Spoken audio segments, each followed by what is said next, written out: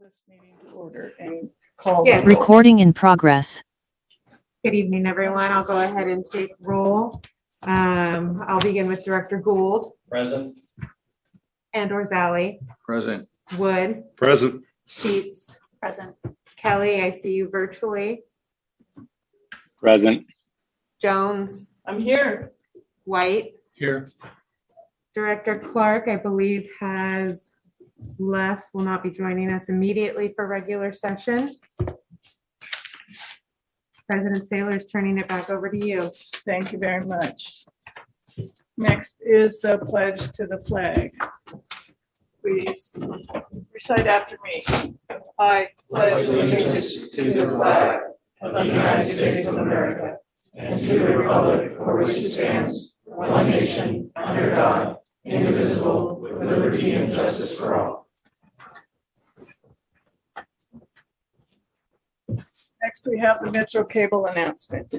The open session meeting is videotaped for cablecast on Metro Cable 14, replayed on Sunday, May 29th at 2 p.m. and Monday, May 30th at 6 p.m. on Channel 14, webcast at metro14live.saccounty.net.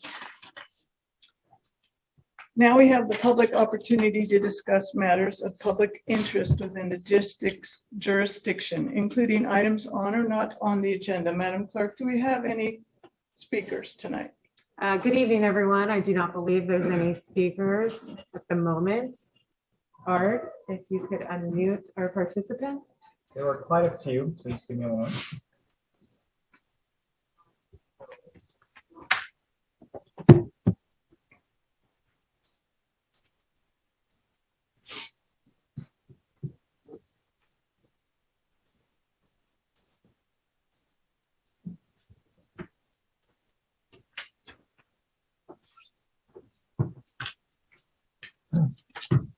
Easier, have you don't unmute yourselves. If there's anything you'd like to present to the board at this time, please.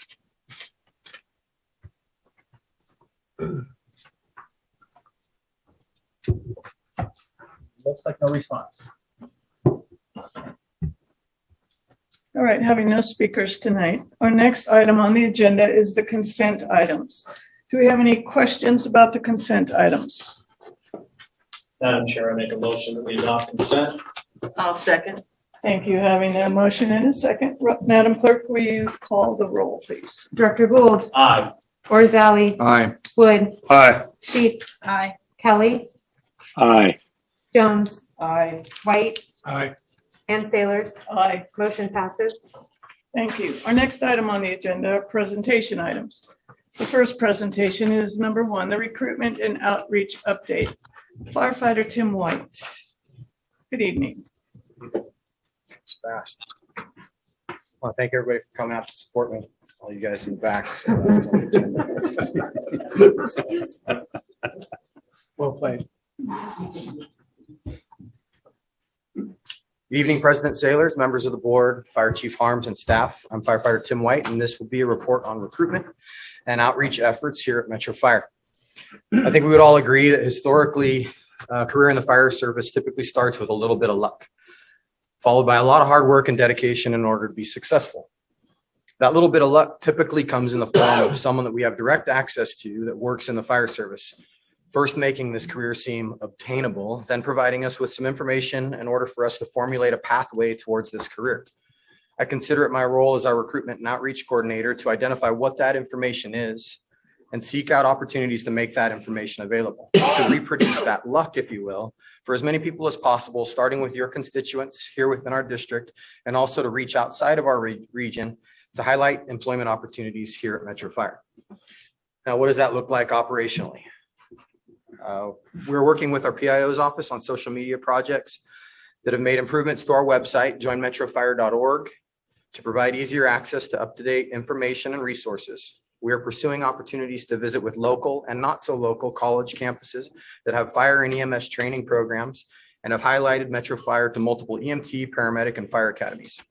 We have been present at our local high schools for career fairs, career-related presentations, and we're building relationships with guidance counselors in an effort to share information on how best to guide students that are interested in pursuing a career with us. We're partnering with the Del Campo High School Fire Tech CTE program for career exposure and workforce development. Current Del Campo Fire Tech students were able to visit our academy earlier this week on Monday, and some of our members assisted them with mock interviews just yesterday.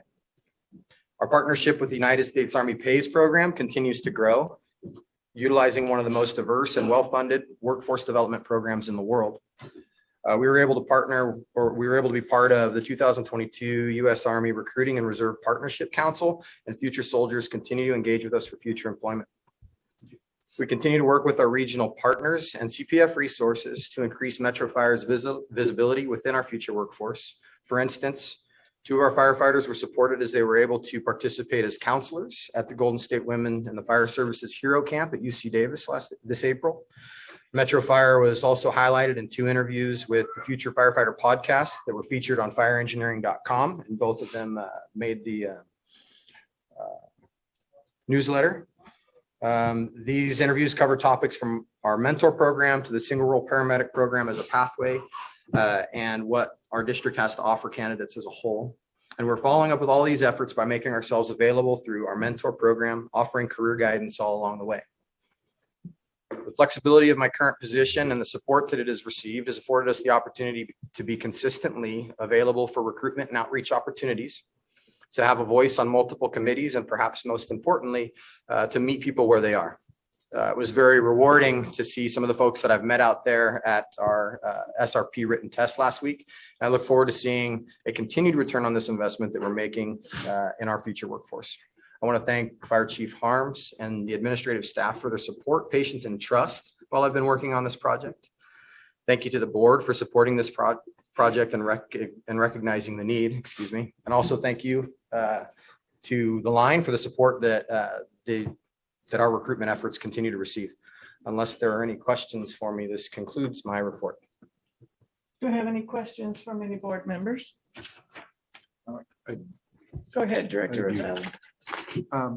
Do we have presently any data about who becomes one of our candidates, where they come from, how old are they, educational background? We don't, that I'm aware of. I probably shouldn't speak to, this is probably a better answer for HR, but my understanding is that we're restricted to the information, the data that we're allowed to collect during the hiring process. I understand. Or there is data that's valuable, that's within our purview. So thank you for that. I appreciate it. I think it's something we should pursue. Thank you for the question. I'll look into it. Yes, go ahead.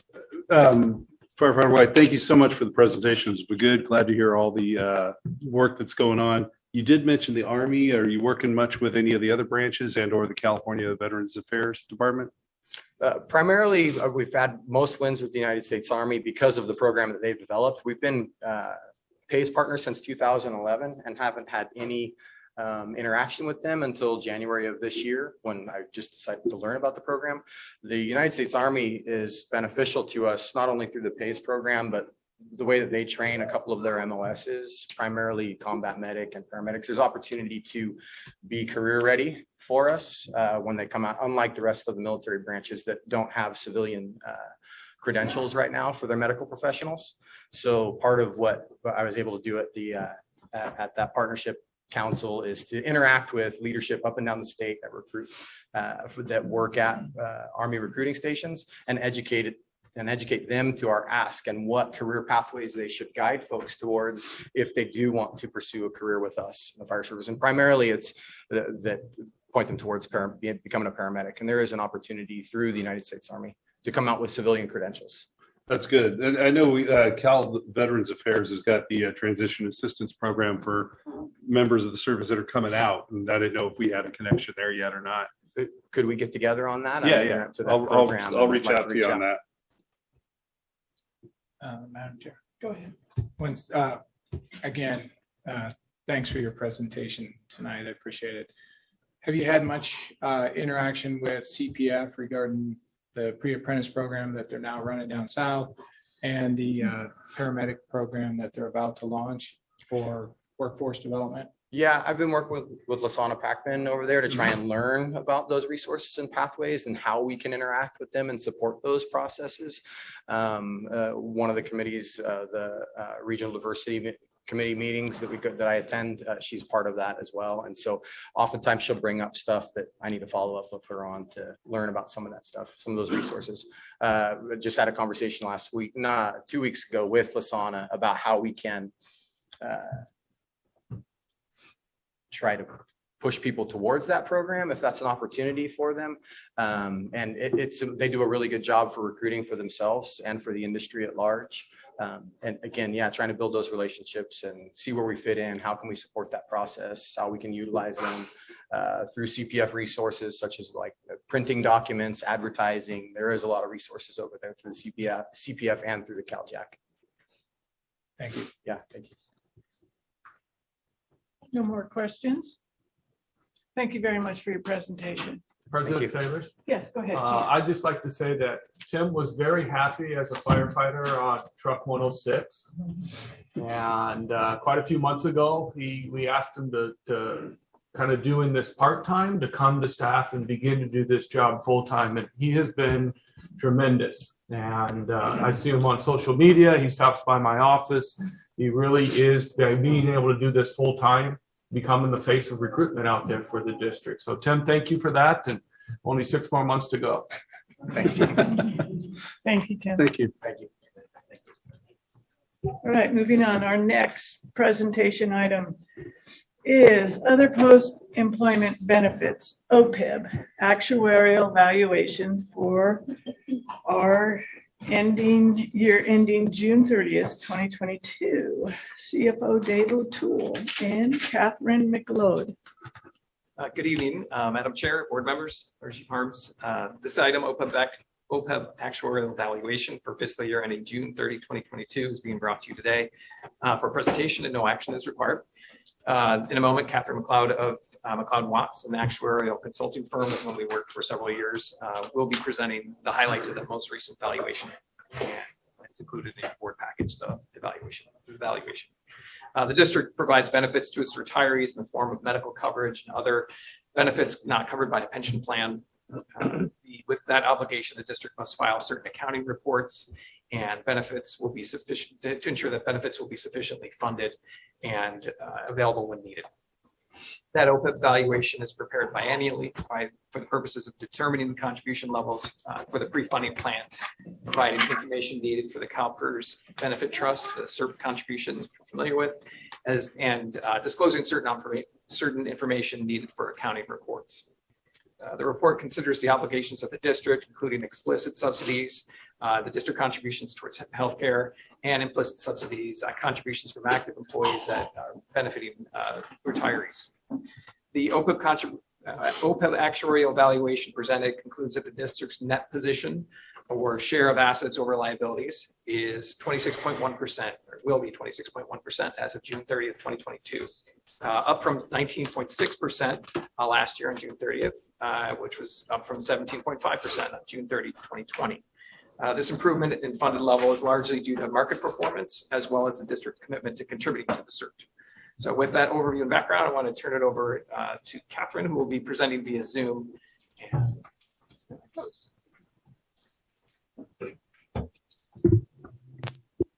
Great, thank you for having me. Do I have the microphone now? Yes, you do. You're good. Yes. Excellent. Thank you. Let me just get my presentation in front of me here. I need to also share my screen, I believe. So let me get that going as well.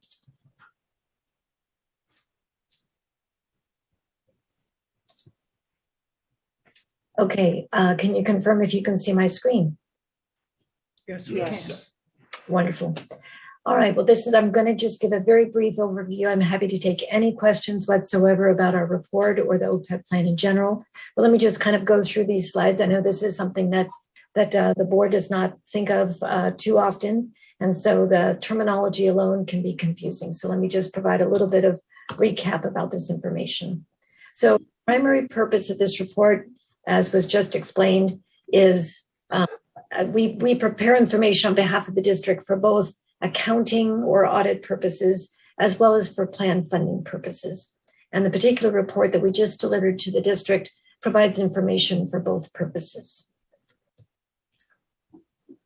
The basics, just a real high level background, the basics of the actuarial valuation, whether it's a pension program valuation or other post-employment benefits, the basic approach that the actuary follows is the same.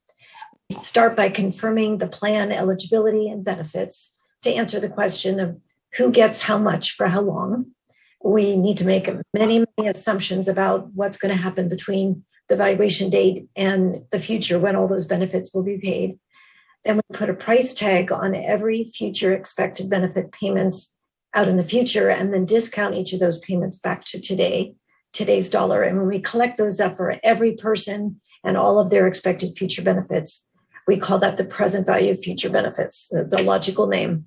And then the next step is for us to allocate the cost of those future benefits for each person to the years that we expect the person to work, because the district is expected to account for the value of those benefits over the working lifetime of each employee. So it's our job to allocate what we think the projected future cost of those benefits paid in retirement are and allocate them over the years when they're working.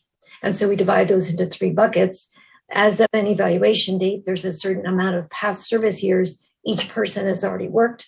So that past service liability is named either the total OPEB liability for accounting purposes, or it's called the actuarial accrued liability for funding purposes. And part of that future benefit cost is assigned to the current year being worked by employees. And so that current service cost is called service cost or normal cost. Then a portion of the future benefits for active employees is going to be assigned in the next year and the following year and so on while they're expected to finish out working for the district.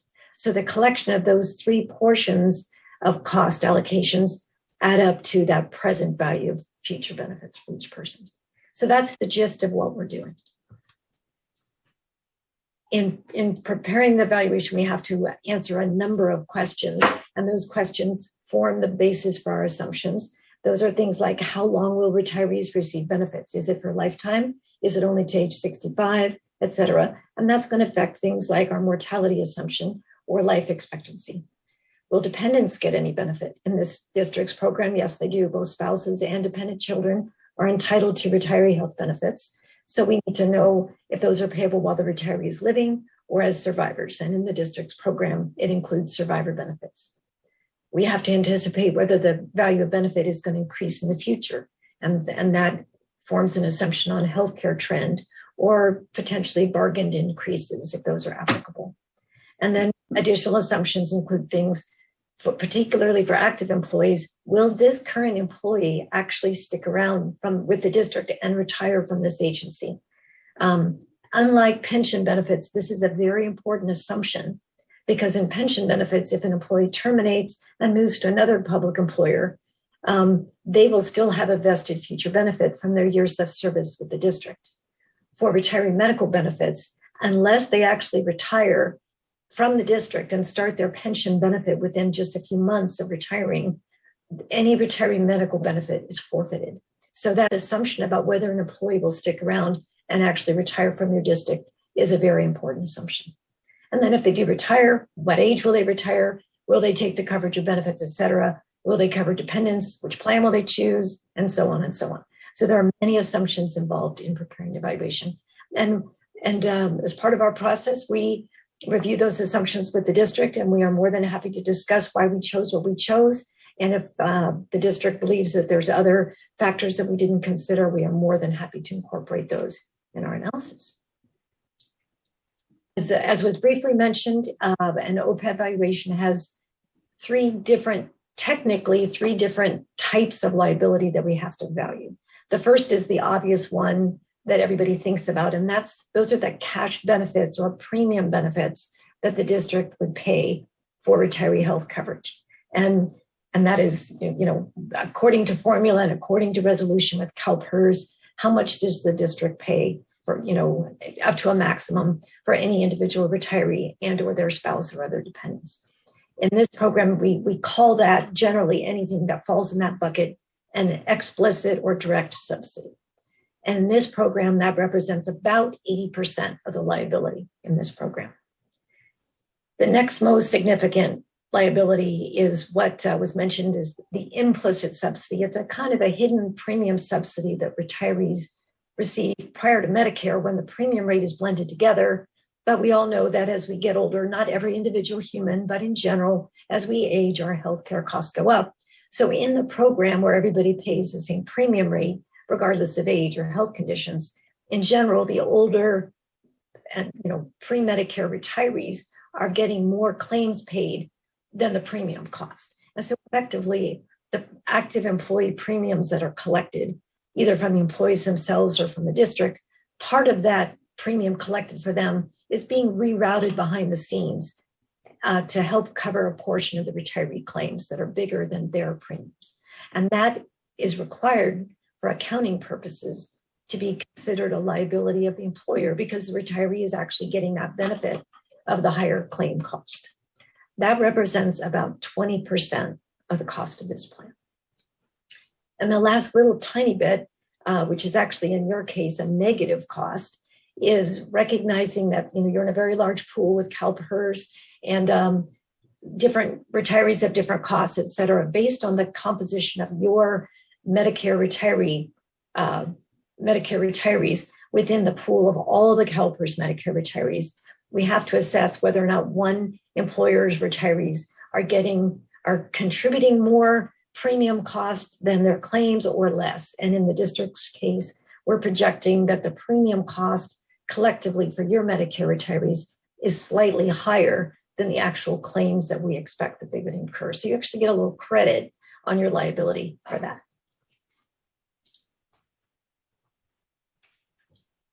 I thought I'd just take 1 minute. You already have established your trust, but it's always good to kind of revisit, why are we doing this? Is this a good idea to have a trust and to set aside money here? So I thought it was good to kind of recap this.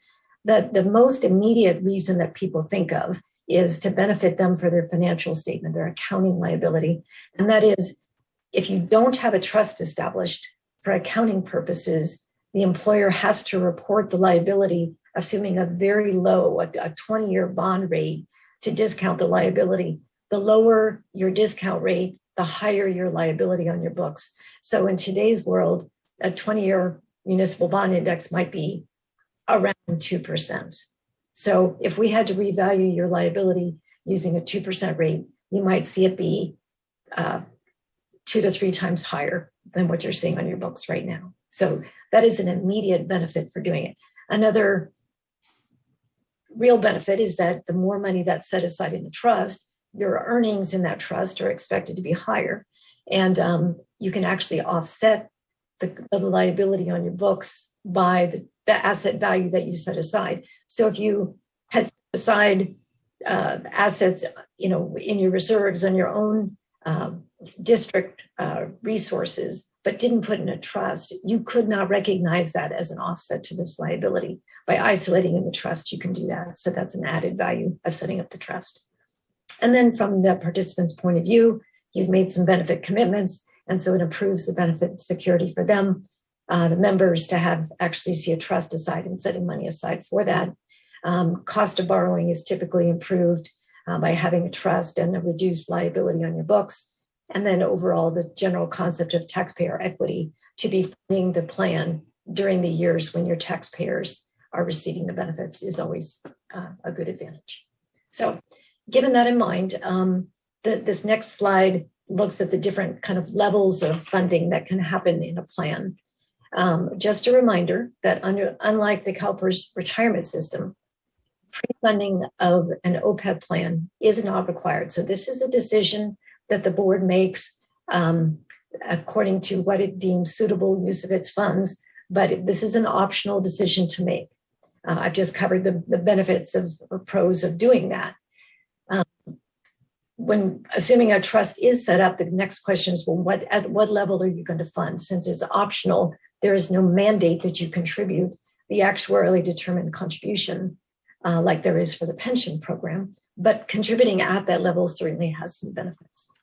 So if the district were to contribute at a level that's more than 0 to the trust, but less than the level that the actuary determines and recommends for funding, then for accounting purposes, we have to consider the fact that the trust will never be sufficient, likely be sufficient to pay all the future benefits. You're never going to get all the way there if you don't contribute at the level the actuary recommends.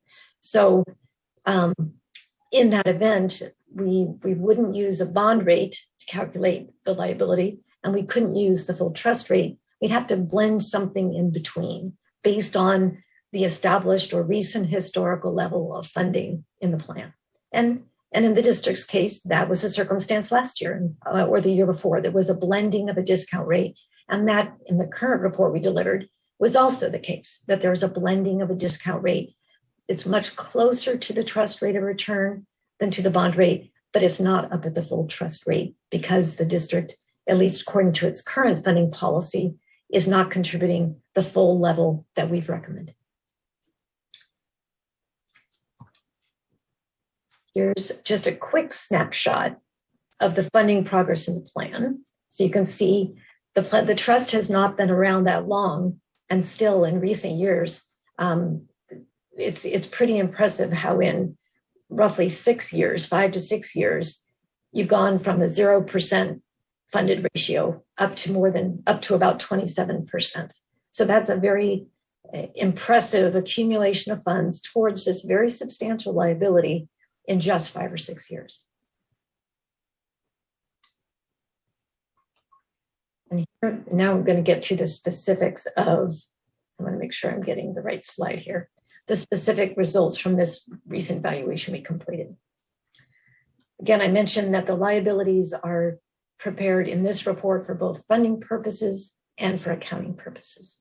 So this first slide that I'm showing here summarizes the results of our evaluation based on the assumption that the district were to fund at the full recommended level. And so for this purpose, we assess the liability using the full expected trust rate of return. And in this case, based on the most recent information that we've received from CalPERS, this was information released in March of 2022. So we use that information and our projections of the district's benefits for future retirees to produce a return of 6.21% on average over the lifetime of the plan. So from that, we developed that present value of projected benefits. I talked about the total future benefit value for all the current 1,402 members to be about $351 million. That's broken out between that explicit or cash payment of premiums portion and that implicit subsidy, that hidden subsidy from active employees to retirees. And that's roughly what I was saying is about an 80-20 split.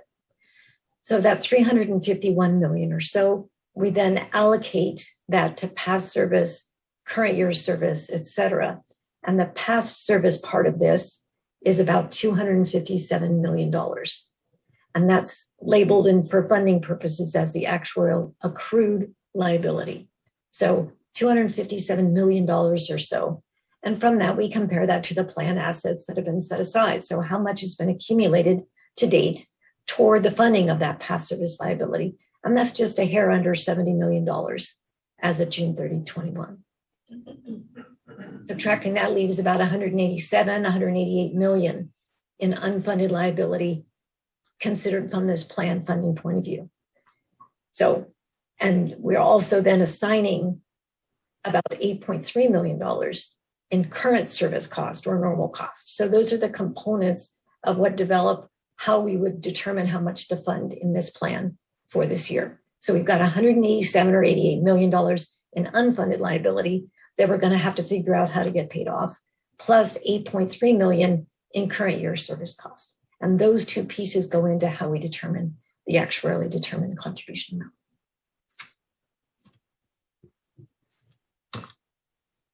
This next page shows pretty much the same information, but from an accounting point of view. And so in here, notice two differences. It's essentially the same exact information with two differences. One is the discount rate is different. So in the prior one, we were using the expected trust rate of return because we were assuming for funding purposes that you could fund the full benefit level. For accounting purposes, we know according to your current that that's not planned. So we had to blend that trust rate of return with a bond rate, and we came up with an expected weighted or blended return or discount rate of 5.9%. And the result of that is that all of those numbers that we saw on the prior page now are increased a little bit, because with a lower discount rate, the liability numbers go up a little bit. So what was on the previous page, I'm going to skip back to look real fast, 351,000 for the present value of future benefits is now $371,000. Whoops, excuse me. It's now $371,000. And the actuarial accrued liability is now $267 million. And the assets are the same. So your unfunded liability is now a little bit higher than it was as well. So the difference on this page, besides the discount rate change, is that the labels on the left are different. They're the same conceptual numbers, past service liability, assets, et cetera. But for accounting purposes, they all get different labels. So what was on the prior page as actuarial accrued liability, here is called total OPEB liability for accounting purposes. And what was the plan assets on the prior page is called fiduciary net position, et cetera. So same things, different labels. Okay. So the next thing we do after we finish the valuation is we go through and we look at the prior valuation results, and we look at what we expected would have happened between that prior valuation and the current valuation, and say, what did we expect would have happened and what actually happened? And did we change some things? Did we feel some changes for the future were warranted? So this page just kind of briefly summarizes some of those things. The accounting liability was about $5.1 million higher than expected. Luckily, trust assets were about $10.5 million higher than expected. So the difference was about $5.4 million lower difference, net unfunded or unfunded liability, $5.4 million lower than expected. That's a great result. The key reasons for those differences were the discount rates, number one, were lowered for both funding and accounting as a result of those new CalPERS expected returns that I mentioned. So both the liabilities went up mostly because the expected return on trust assets went down. But offsetting that were substantially higher investment earnings on the trust assets in the last 12 months. So the expected return on assets at that time was about 6.95%, but the actual return between June 30, 20 and June 30, 21 was about 27%. So it was a phenomenal year, and that really offset the increase for the other reasons. There were also some minor, what we call plan experience results that were favorable. And that means things like we assumed premiums would increase by some percentage between 2019 and 2021. And they did increase, but they increased by less than we projected, that sort of thing. So from that information I mentioned earlier, we we develop the OPEB contribution levels we recommend. So this top chart here is what is the actuarially determined amount, meaning the amount that we would recommend to fully fund over a period of time the full benefit liability. So in developing that, we took that unfunded liability I mentioned earlier, which I think was about $87 million. We took that unfunded liability and we assumed that would be amortized over a remaining number of years. And that produces an amortization payment. And we added that to the year service cost. And that determined for fiscal year ending 21, the sum of those two numbers came up with an actuarially determined contribution of just a hair over $21 million. And for the following year, it goes up a little bit to about 21.6 or $7 million. Those are our recommended amounts that would systematically over a finite period of time pay off the liability, unfunded liability, and keep up with the accruing service costs each year. Those amounts of money, that full 21 million would not need to all be committed to the trust, because in fact, the district is directly paying retiree benefits right now. So the payment of those retiree benefits can be counted as a payment toward this funding requirement. So in this chart here at the top, we show the sources of funds that we think would be needed to to satisfy that full funding of each year's ADC. And we've got about 11.1 million that we think would come from the payment of benefit dollars on behalf of the retirees. There's another 3.3 million that we think is coming indirectly from higher active premiums that are being rerouted to retiree costs. So the sum of those two things right there is more than $14 million toward that $21 million EDC level. And that leaves about 6.6 million for next year that would need to be committed to the trust in order to get to the full funding level. The next chart below shows what we understand to be the district's actual funding approach, and that is to pre-fund nothing toward the implicit subsidy liability, that 20% of liability that is not really cash dollars paid out to retirees, but covers that indirect subsidy from active to retirees. If the district doesn't want to pre-fund that, but just wants to pre-fund the portion of benefits it's actually going to pay out in cash premium benefits, then this lower chart covers that. And the funding that we think would need to cover that is about 15.57 million for fiscal year 23 and about 16 million for the following year. So in order to satisfy that funding level, again, there's about 11.1 or $2 million in retiree benefit payments this first year, and that would leave about 4.4 million that would need to go to the trust, and the following year, roughly 4.5 million to go to the trust. So this next slide here, I mean, it addresses a question that was posed to us. If, in fact, the district maintains its commitment to pre-funding the explicit subsidy or direct premium benefits only, but does not pre-fund that implicit subsidy liability, obviously at some point, you're going to pay down the unfunded liability for those direct payments, but you won't have paid down any of the unfunded liability for that implicit portion. So the question comes, what ultimately will that look like? So we've illustrated a couple of things here on request. One is to say, what if the top part says, what if the district elected to contribute the full actuarially determined contribution amount each year? What would happen? Well, the amortization period that we're using to pay off that unfunded amount is 20 years right now.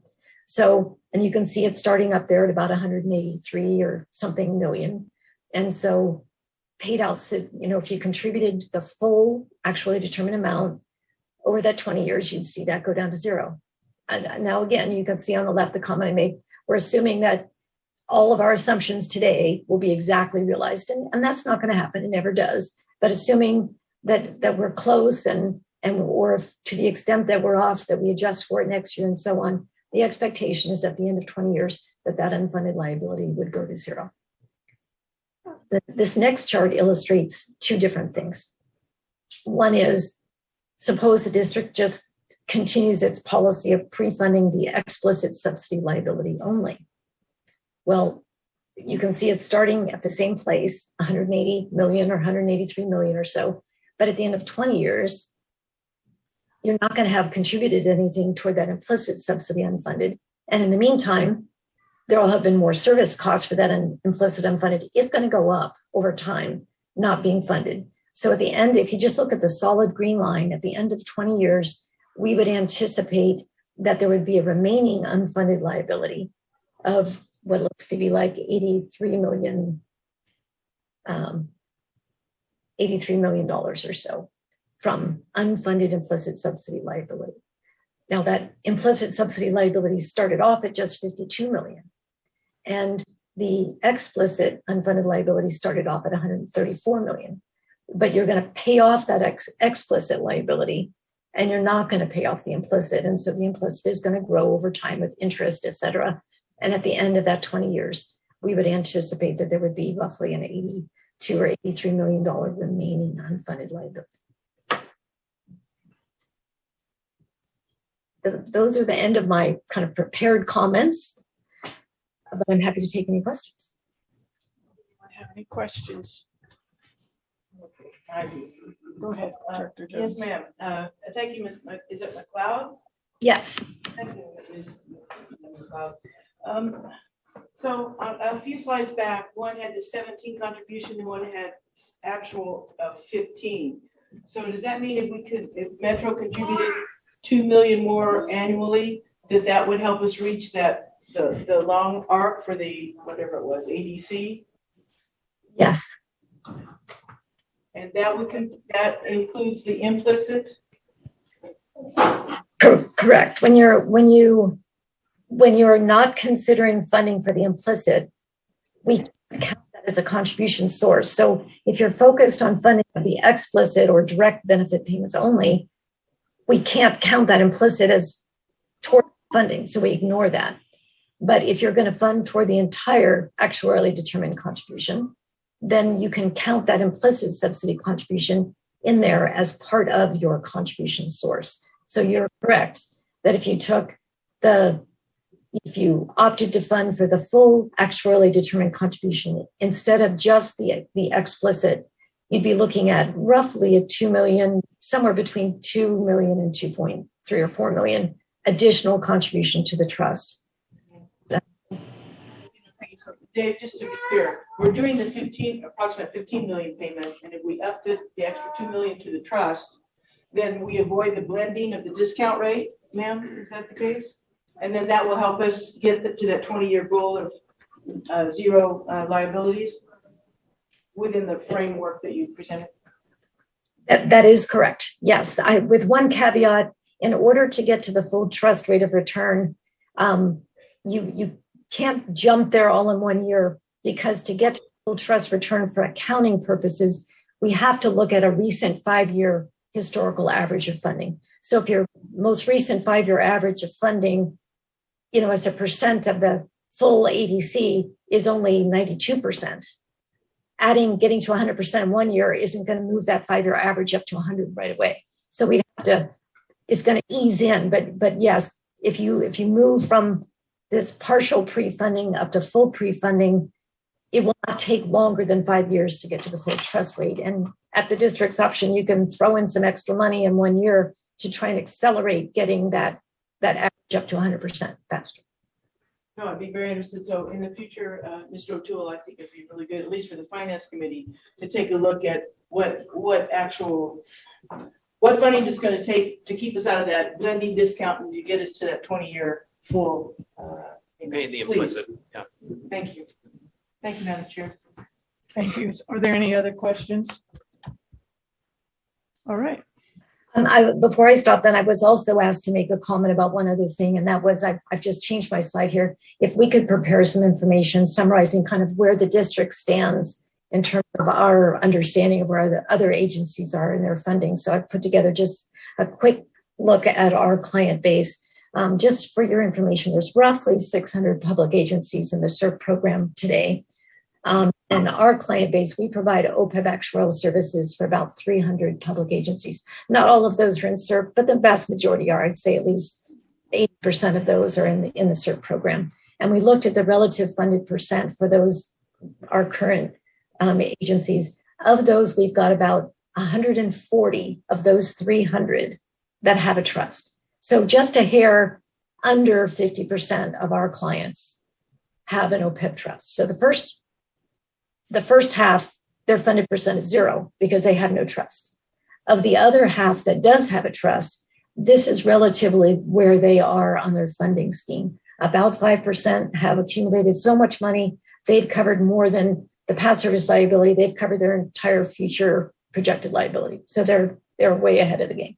About 9% have more than, have some surplus, meaning that they've got assets that are greater than their actuarial accrued liability. So they have 0 unfunded from that point of view. About 14% are somewhere between 75 and 99%. About 22% are between 50 and 74. 28% are between 25 and 49%. And this is where the district is. Remember, you're at 27%. And then 22% have just recently started funding, and they're between 1 and 24%.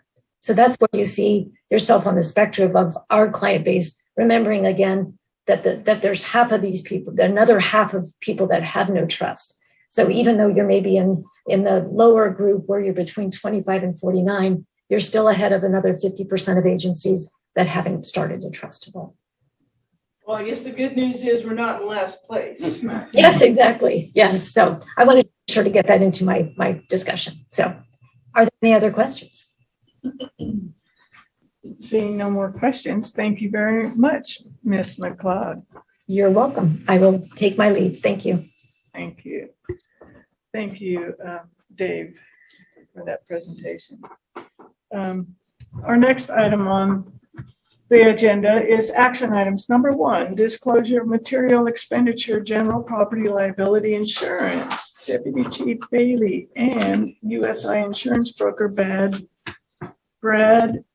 Svegningsson. That's really good. Oh. That is really good. Good evening, Board Chair, Board of Directors, Chief Harms. I'm Ty Bailey, Deputy Chief of our administration. This evening, we're going to present to you our general property and liability insurance. Part of our strategic plan is in 2019, we want to go out and look at what other opportunities are out there, and we did that over the last year. We do have another proposal that came back. However, through the evaluation that we did, we do have the recommendation to stick with the carrier that we are currently using. However, we do see some great opportunities in the future. So I'm going to turn it over to Brad for the presentation.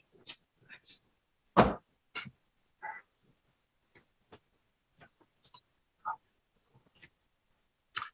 Thanks for having me. It's good to see you in person again. So we're here to talk about your commercial insurance, and you're currently with SDRMA. They're a risk pool. You pool with other public entities. You've been with SDRMA since 2006, and in summary, they insure all your buildings, contents that you own, insured for $150 million. Your district vehicles insured for $60 million. They provide $10 million of general liability, including employment practices liability and errors and omissions, $10 million of auto liability, $2 million of cyber liability. Your premium last year was around 3.1 million, and the premium this year is around 3.6 million. Wildfire payments, along with increased litigation resulting in high verdicts or settlements, are the driving force of these premium increases. So we started the renewal process back in fall of 2021. FARA, which stands for Fire Agency Insurance Risk Authority, took an interest in providing a quote for Sacramento Fire. On May 19th, 2022, 1 week ago, I received their quote. And the quote was at 1.85 million, which was much lower than SDRMA. Although both SDRMA and FARA can both get to a 10 million per occurrence limit, the resulting aggregate limits are different. For example, if Sacramento Fire incurred a $10 million general liability claim, SDRMA carries a $50 million aggregate pool limit, whereas FARA carries a $10 million aggregate limit per member, subject to a $1 million per occurrence limit. SDRMA's worst claim year against their aggregate was in the 15 to 16 year. They had 21 million out of a 50 million was used. So it kind of gives you an idea of if everyone had a really bad year, that was the worst in however they've been along, 20 years or so. FARA is a pool of fire agencies up and down the state of California, whereas SDRMA is a blend of public entities, including fire agencies, community services, pest control, recreation and parks, water districts, among several others. For new members joining FARA, there is a 3-year commitment once you join. For example, if you join this July 2022, you must stay in the pool until July 2025. Also, once you have satisfied the 3-year commitment, you must give them 1 year's notice if you want to leave. I received an email from FARA this morning saying they're willing to soften those requirements, but they would need to get approval at their next board meeting. Most of the pools have a 3-year commitment, so that's nothing new when you join them. With SDRMA, we don't have that because we're there. So every April, I opt out of their pool, but I got to let them know by June 1st if we want back in. That's why I'm here at this meeting instead of in June. So if I'm on the board, my first question would be, why did the quotes come in at the last minute? Just trying to anticipate some of your questions. If this was 10 years ago, we'd have the quotes in by early May. Now we're lucky to get them in by late May. All pools use different insurance companies to get their 10 million occurrence. So one insurance company might quote the first million. The next company will take the next 4 million. And then the third company will quote the remaining 5 million. The company quoting the 4 million will wait to get the pricing in terms of the first million, so they know what coverages or exclusions the 1 million company is using, because they need to provide the same coverage as that quote. So it gets kind of a tiered thing. And if it was early May, it's more doable. Late May, it's a struggle. So that's kind of the summary that I have. I'm sure you can have some questions on this. Go ahead. Brett, thank you very much for that information. And the fact that we're in a pool and we have a worse year, did we carve out that worse year and determine which members of the pool need to be sent away? They will do that. Yeah, the pool will do that. Okay. They'll either price it accordingly or boot them. Yeah, and usually they'll price accordingly. Great, because I don't see us taking a penalty if it's a specific group of individuals that continue to reoffend and don't do some of the proactive things that we do here at Metro. Correct. That we continue to pay an accelerated premium for their errors and omissions. Yeah, and when we met with FARA back in the fall, they were blown away at your programs that you have in place. I mean, they're really, really impressed. So it was a no-brainer them quoting, and they really want your business. It's just probably not going to happen this year, sounds like, but I've been doing this with you folks for 10 years. The first time we've had a competitive quote. So pretty excited. How bad do they want our business? Well, they came back pretty quick with the email on the reduction. Yeah, but then they have to have a special board meeting, and it's just like, you know. They do or we do?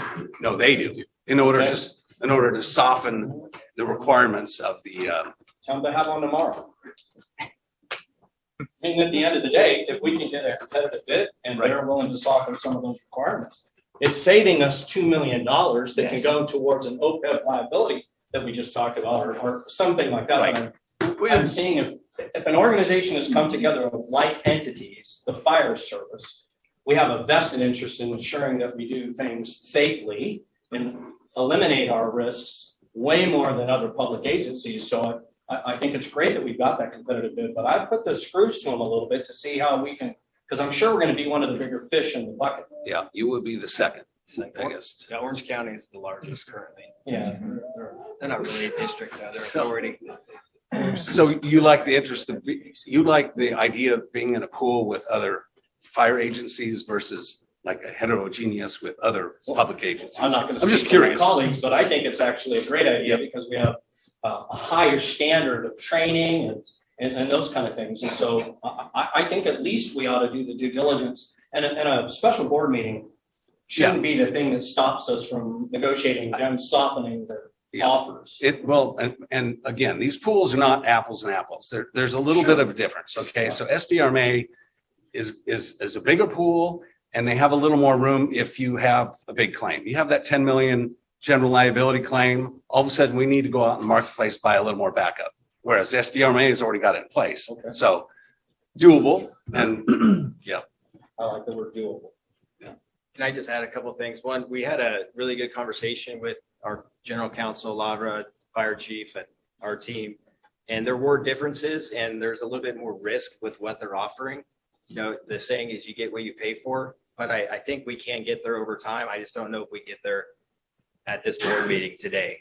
What I would say is that the recommendation is to move forward with SDRMA, and over the next 12 months, but specifically starting in January of 23, we start to look at maybe we can bring other agencies in as well now that FARA is, and make it more competitive. And I think General Counsel Labra could weigh into this, because we did evaluate what are you getting today and what are you going to get with this current offer that's on the table. So it's the whole risk management. Yeah. You want to take the risk today and not have, maybe you don't have that $30 million lawsuit, but if you do, what does that mean for the OPEB funding on the other side? I hear you. I just like the fact that we've got a competitor in the market. We ought to take the maximum advantage of it because I agree. they want our business. And Orange County obviously has vetted them as well and understands some of the risks that presents, and they're still willing to move in that direction. So that there's like agencies with the same kinds of risk reductions that we take pride in. Right. Thank you. Thank you, Madam Chair. You're welcome. Anyone? Yeah, just one quick question on discount incentives. Is there a direct comparison between the two as far as percentage of discount incentives for the proactive programs that the fire department does have? You mean on like premium, what they're going to charge? Premium discount incentives.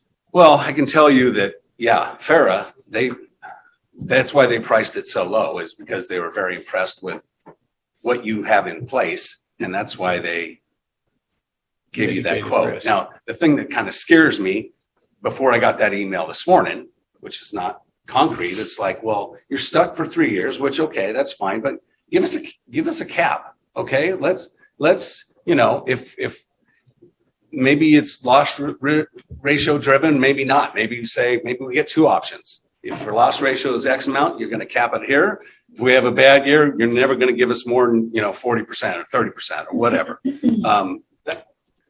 That makes it doable for me, for sure. So I don't know. I don't get paid by either of these pools. So I'm just trying to get what's the best for you.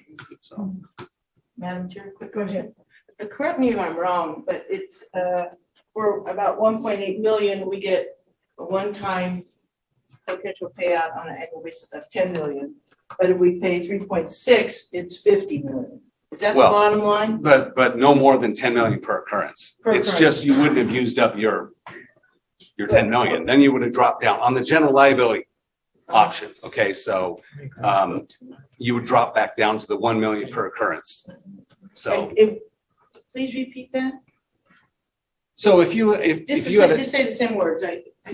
If you had a 10 million general liability claim, someone was successful in getting that, you would lose that $9 million umbrella that they do on top of the 1 million, and you go back to just to 1 million per occurrence, and that's all you'd have.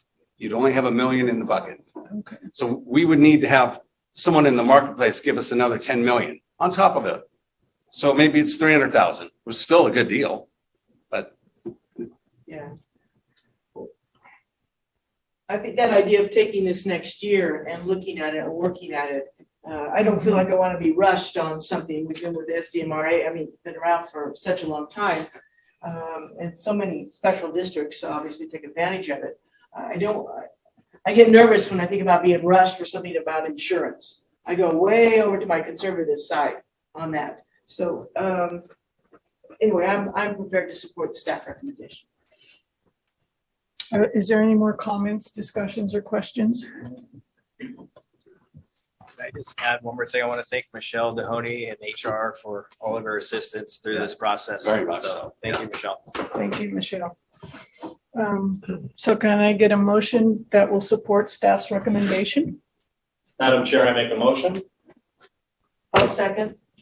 Thank you. We have a motion on the table and a second. Can I get you to call a roll, please? Thank you. Director Gould. Aye. Orzali. Aye. Wood. Aye. Sheets. Aye. Kelly. Aye. Jones. Aye. White. Aye. Clark, I do not believe has joined us. And Sailors. Aye. Motion passes. Thank you. Our next action item on the agenda is the equipment lease financing. CFO Dave O'Toole. Me again? You are the man of the night here. Seen a lot of me tonight. Thank you, Madam Chair, board members, Chief Harms. This item, equipment lease financing, is brought to you today for an approval to enter into an equipment lease with JP Morgan Chase. In April of this year, staff received 6 qualified responses to our solicitation for equipment leasing. And after a review of these proposals, staff recommends that the district enter in an equipment lease agreement with JP Morgan Chase based on providing the lowest overall cost and terms acceptable to the district. These vehicles and equipment will be added to the master lease agreement under a new lease schedule and an associated payment schedule over the next 5 years. A payment schedule is included in the draft agreement. The interest rate for the proposed financing is 2.381%. Annual payments over the 5-year term of financing would be approximately $709,000, with the first semi-annual payment due in fiscal year 22-23. The resolution before you would approve execution of a lease purchase agreements in a principal amount not exceeding $6.7 million for the purpose of acquiring fire apparatus and vehicles. Before I conclude, I just want to note that it was brought to my attention today that the draft lease agreement prepared by JP Morgan and included in your agenda listed the city of Sacramento as the location. So that's not correct. That would be corrected to county of Sacramento. With that, I answer any questions. Do you have any questions? You have it. Go ahead. Mr. O'Toole, thanks so much. I absolutely agree. I have no qualms with, we absolutely need the equipment. The concern I have, and I just want to get your input on is, when I first started on this board in 2013, debt service wasn't an item that we saw on our pie charts and our financial reports. And we learned earlier today that it's already up to 1.8% of our annual budget. So adding another 6.6 million to that is going to bump that number up. What are we looking at down the road in the coming years to make sure that we're not constantly in this need to finance and ever increasing our debt service as a share of our overall budget? Well, I think we have assumed a practice exactly as you say. We do typically 5-year finances of vehicles and that sort of thing. If we, that's a decision. That's a pretty deep decision. If you want to cease doing that and the implications for that, for where we would find the money for that. It's not atypical to do this kind of financing. It has been going on for years in other districts too, but probably above my pay grade to make that call right now. It just seems to be getting to be a bigger piece of our pie is what my concern is, which leaves us less money for other things that we need to do, like the other projects in CIP and other commitments that we need to make, which include our OPEB. Director Wood? Yeah. I think one of the advantages that we have is that we have not extended out past the 5 years. And I agree, is if we can do it, how could we eliminate those? Being here 6 years now, what I see is those purchases we made at the beginning are falling off as we're paying off the front end of those. So each year it has either gone up a little bit, and there's been some years that we've had less financing, and then the last few years it's been 2%. So it's been very cheap for us to be able to do the financing side of it. And again, part of it is falling off. It would be, but if you look at the capital program that was brought forward, I think we had $80 million of needs across the district. And if you remember back when we looked at apparatus, it was the right decision, but we bought a lot of apparatus all at once. And the ability for us to get ahead of that out and try to spread it out and not have to have large payment at once had become critical for us to be able to do that. And that's why we've been able to continue to do it, was the amount. And then as things fall off, we have continued forward to make sure we get our fleet and some of the other projects that we have to be able to move forward. It's been good, like you said, since we had the lower interest rates. I agree. It just, with interest rates moving in a different direction now, I would like to see some better or more thought. I should say not better, but more thought, some thought going into how do we change this going forward? Because it will get to a point where it becomes cost prohibitive to continue that sort of funding. So, otherwise, thanks. I will just add in the earlier presentation in the Finance and Audit Committee, which will be bringing back to the board in a couple weeks. We are including in our forecast the substantially increased cost of borrowing. Be able to see that. Right, thanks. Any other questions? Okay. Can I get a motion and a second on this item? Madam Chair, I make a motion that we adopt Second. for equipment lease finance. And we have a motion and a second. Director Gould, Aye. Orzali, Aye. Wood, Aye. Sheets. Aye. Kelly, Aye. Jones, Aye. White, Aye. and Sailors. Aye. Motion passes. The next thing on our agenda is reports. President's report, I have none. Fire chief's report. Good evening, directors and all of the members that are here tonight. Thank you for being here. The first report is on recruitment. There's a single role paramedic recruitment that has gone out that closes on June 15th. The second one is as far as meetings. I was able to attend the International Association of Fire Chiefs Metro Chiefs Conference last week. Interesting part of that is that it is normally, it's the largest departments in the United States and kind of across a section of Europe.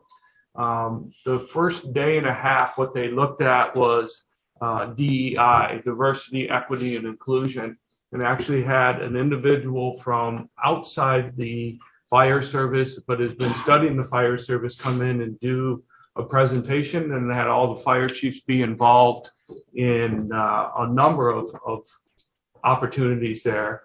I think my takeaway from it was, like always, there's things that we are, as an organization, have done well, but there was a lot of opportunity of what we are doing today and being able to communicate and work together to move the department forward when we look at that diversity and equity and inclusion across the organization. Yesterday, we had a labor management meeting. We talked about the fire season coming up and the deployment of apparatus. As always, it has started early already as far as fires across the region. We saw some down in Orange County. The expectation is, as the last few years, is that it'll be a very busy fire season as we move forward. One of the other ones that we talked about and spent quite a bit of time on was about the service delivery team. And if you remember a while back, John Rudnicki and Mike Gildone came in and talked. I think Mike is here today. They came in and talked about the service delivery team. And one of the first goals that we looked at was the 21 recruits that are in the SAFER program, and those positions that they will be coming out of the academy at the beginning of July, and then they'll count as staffing at the beginning of August. That group will bring forward their recommendations on June 1st, and that'll give us an opportunity to review those recommendations and implement those, being able to move forward with the SAFER positions. Another one of the goals that was in there is a 5-year plan, and within the 5-year plan, we wanted to look at really EMS and our ambulance service. We've talked a lot about the single role program. We've talked about BLS ambulances. What we did in the meeting the other day was move that priority up, and we want to see something as far as the deployment on November 1st. It may be a pilot program where we try BLS ambulances, or we try to look at the deployment of rigs across our district. But our goal has now been November 1st for implementing that EMS side of things for me moving forward. Jeff Fry, myself, and Ty Bailey have been meeting with the County Board of Supervisors and then the elected from Citrus Heights, and trying to move forward with our impact fees and being able to be in a position that those are on the county board agenda before July 1st. And if you remember during the presentation, that July 1st date is critical for us, that really the mechanism for the way that they are figured changes. So we've had a number of meetings that have been positive. We've also had some meetings that unfortunately were canceled, but we're moving forward with those. Also last night, we had the awards gala. It honored the members of the 2021. The last time that we'd had the awards gala was in 2019. It's a peer recommendation and commendations that are brought forward by the peers. It was well attended. It was nice to be back in person. Thank you to the directors that were able to make it there last night. But it was really nice again, as we come around the corner for COVID, to be back in a position to be able to be out there. Jason Cahill was the suppression member of the year. Ken Lee from IT was the professional staff member of the year. Fitz Butler was the special operations member of the year. And I think Chief Law is going to talk to us tonight. Chief Law was awarded the EMS employee of the year. So congratulations to each one of those. There was a number of other folks that were recognized, a number of folks that were recognized on the operations side for the work that they've done over the past year. The last thing that I have is that Chiefs Forums is where twice a year we sit down with all the members and go through really one-on-one or in small groups of what has been happening and what the next year looks like. Starts on June, like the 6th or the 8th, and there's, I think, 18 of those that are scheduled coming up. That ends my report unless you have any questions. Does anyone have questions? And I know it says that Chief Mitchell is on there, but Chief Law is going to do the operations report for us tonight. Good evening, directors, Chief Harms, and all of the membership and your families. It's nice to see this level of engagement in the ongoing of the district. So thank you everyone for being here. I'm here tonight with the operations report. Since last week, when we met on May 12th, we've had a total of 4,449 incidents, which is up a little bit from our last report, and we've got an average of 317 calls per day. Excuse me. By incident type, we had 2,859 medical aids, which is running consistent at about 64% of our calls, or an average of 204 calls per day. We've had 195 fire incidents, which is an average of 14 fires per day.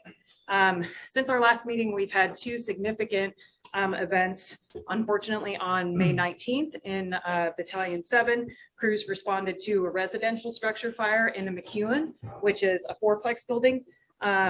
Despite aggressive search tactics and firefighting, we did have a 3-year-old that succumbed to that fire. The investigation of that fire is ongoing at this time, and it is a joint effort between the Sheriff's Department and our arson investigators.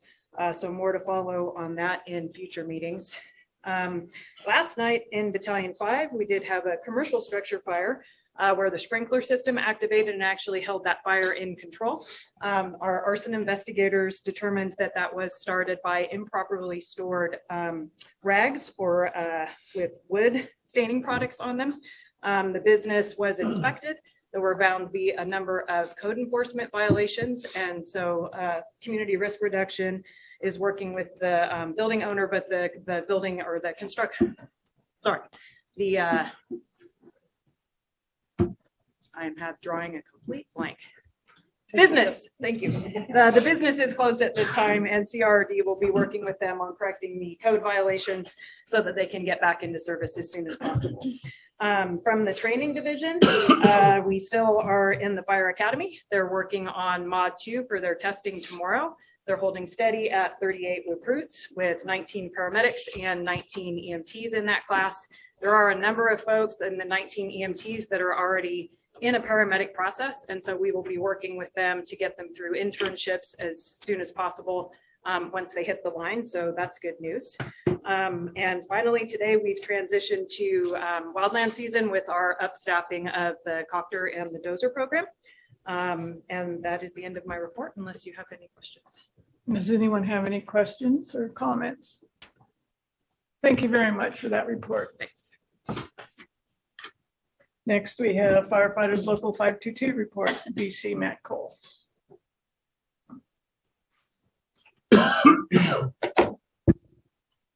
Good evening, President Sailors, members of the board. Before we start, I'd like to take a moment of silence for the horrible act that took place in Uvalde, Texas, the 19 children and the 2 adults that were lost. So please, a moment of silence.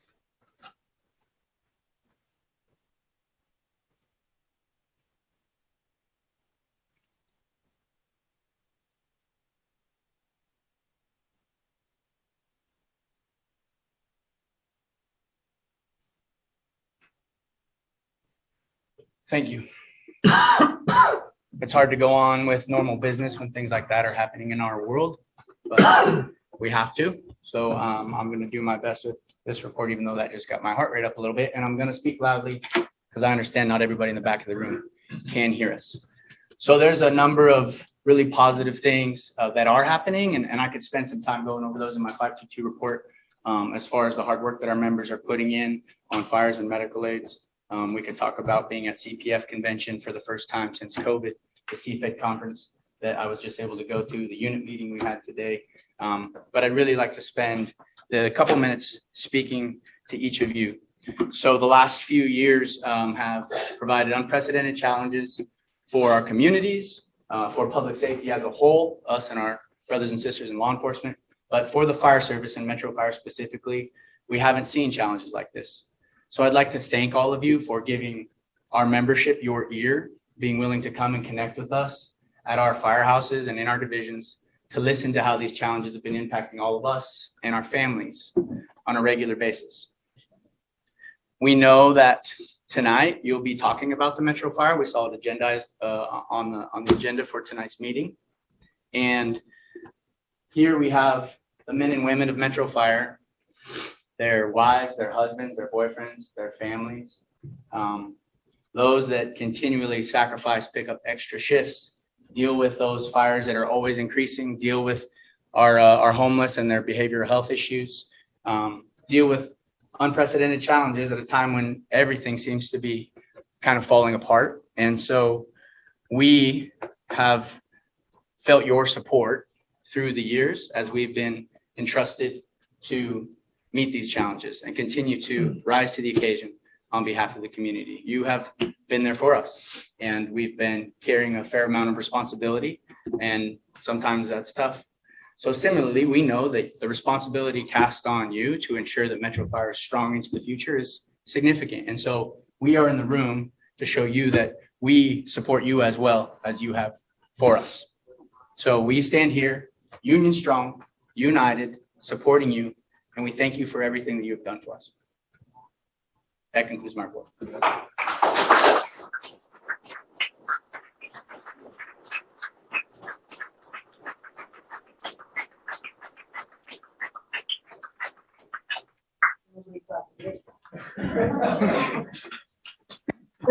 Thank you, Local 522 for that presentation.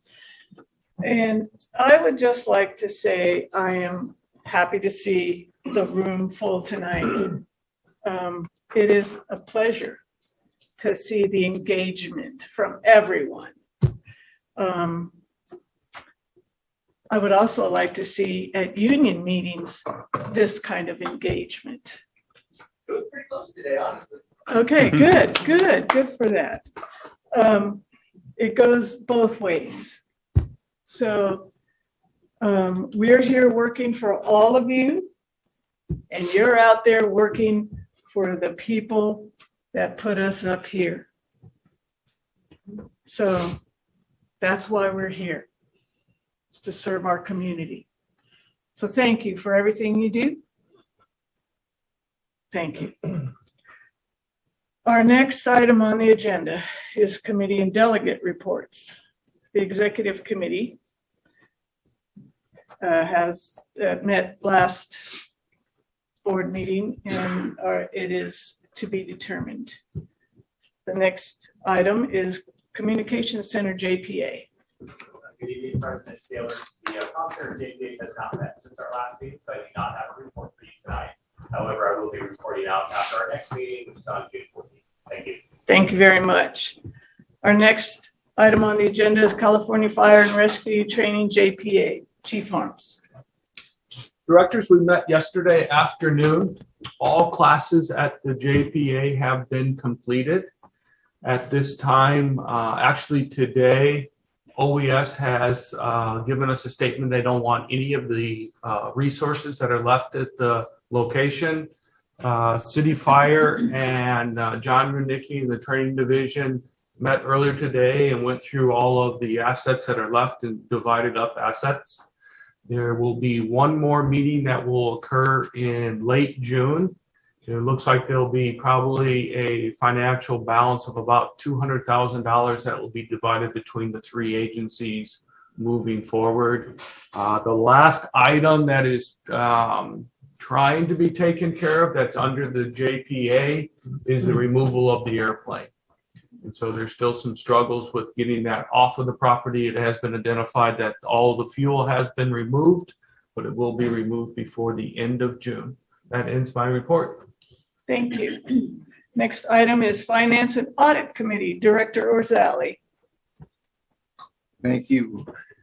This evening, the Finance and Audit Committee received a report from CFO O'Toole on a preliminary budget. And additionally, we received a report involving the capital improvements plan, again from CFO O'Toole and Jeff Fry. Both excellent reports, and we're very much appreciative of all the effort that went into them. Our next meeting is on 23 June 2022 in this chamber. Thank you.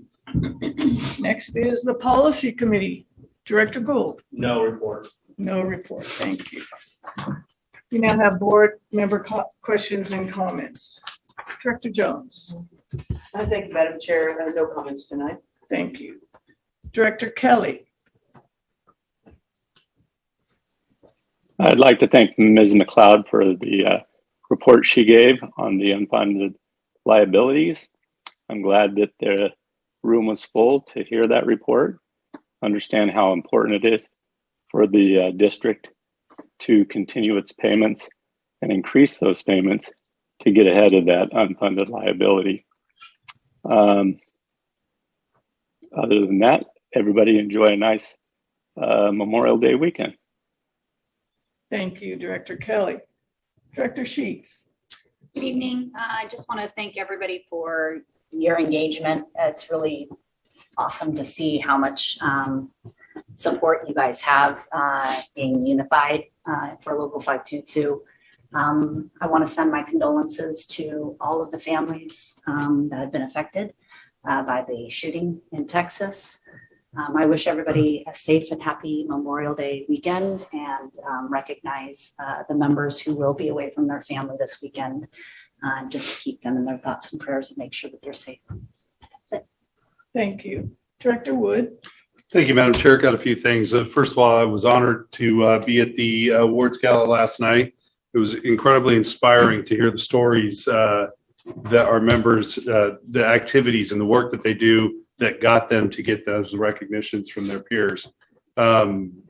Stories like engineer Tyler Williamson's life-saving, something that was it just had our table. We were pretty moved by it, but it's a story that unfortunately we don't hear about up here too often. It happens all the time in your work, but it doesn't get up. And so I'd love for those stories to get up through the captains and up through the ranks so we can get people like Tyler Williamson here and recognize them as well here as with you guys at these annual meetings. So I'd like to see more of that. It was a great dinner, great opportunity. Yeah, it was absolutely awesome.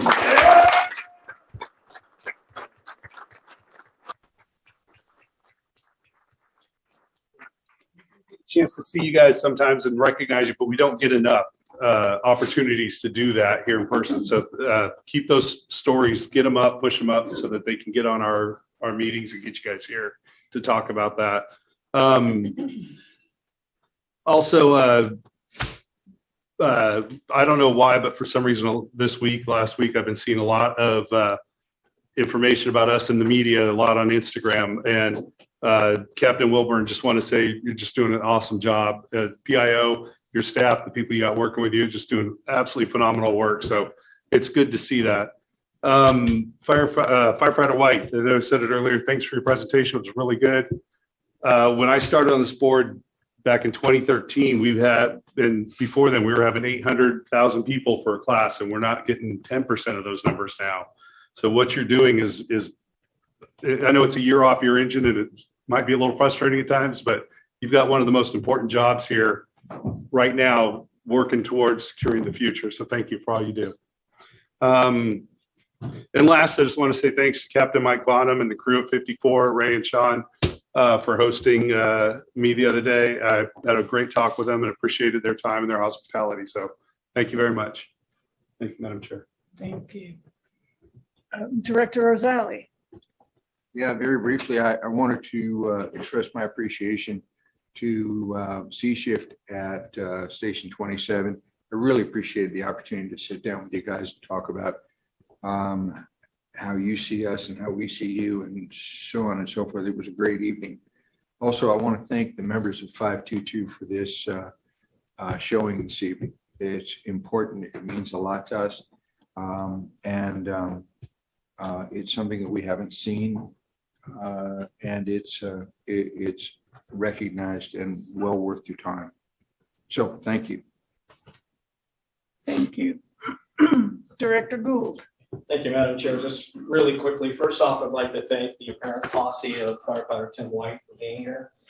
Appreciate all the efforts that you put in, and especially encouraging to see families here tonight. I know it's quite a sacrifice to keep them quiet during the OPEB presentations. I'd like to thank the crew at Station 25 for some outstanding fish tacos, and also all the men and women that participated and were part of the planning and development of the auto extrication training that went on. I had an opportunity to get a sunburn out there. I think it was yesterday, and it was pretty fabulous.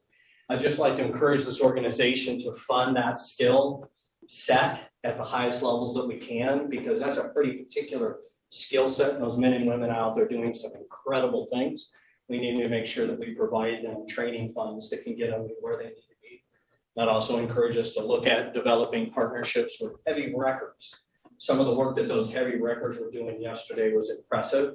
We need to figure out a way to get them into our response queue so that they can be there. And from what I saw, I would much rather have a wrecker holding onto that tractor trailer rig and crawling underneath it to save somebody's life than some block and tackle thing. I don't know what it's called.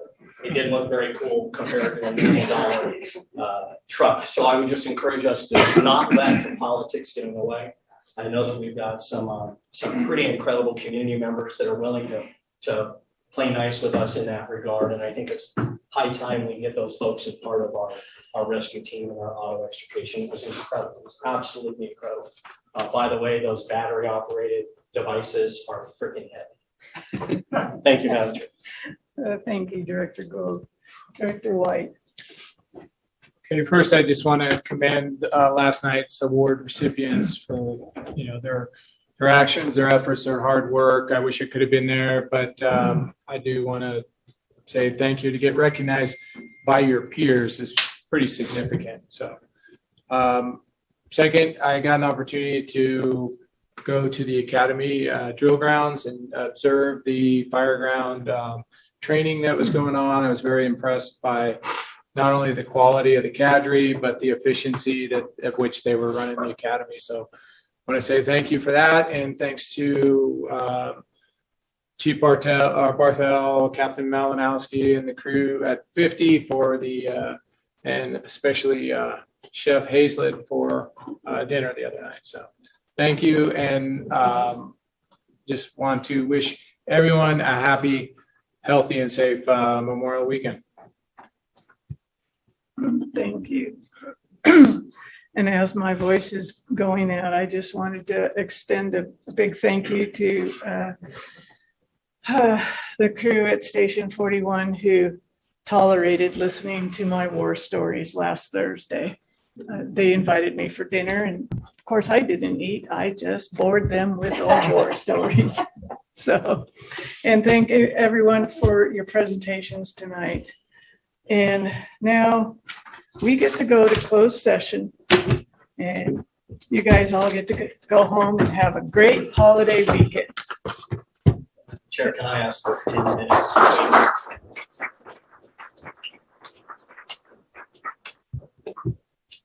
Yeah, little break, yeah. Yeah.